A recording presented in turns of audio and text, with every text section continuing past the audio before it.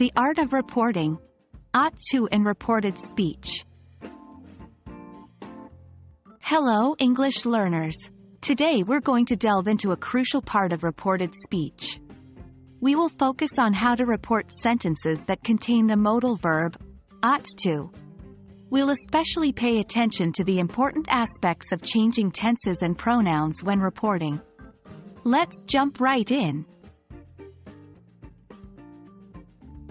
Ought to is a modal verb that we use to give advice or make recommendations.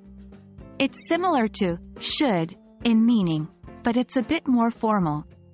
Now, when we want to report these suggestions or advice in the past, we need to know how to properly convert sentences using ought to into reported speech.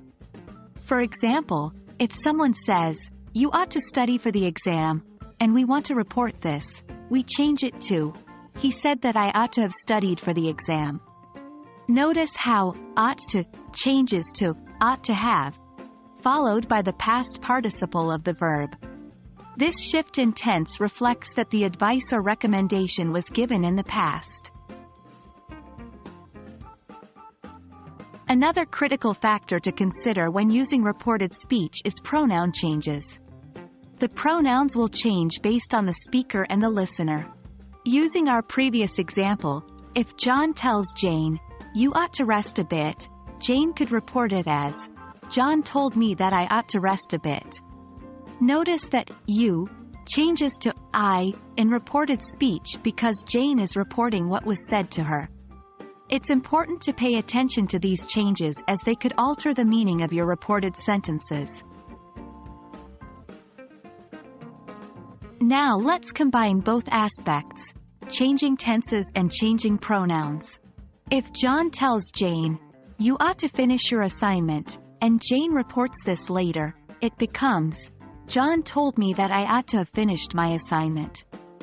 Note how both the tense, ought to finish, changes to ought to have finished, and the pronoun, you, changes to I, shift in the reported speech.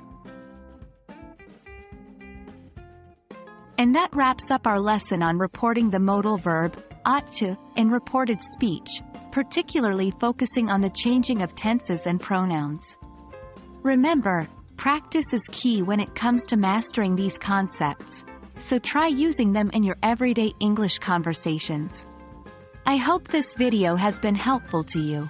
Until next time, happy learning!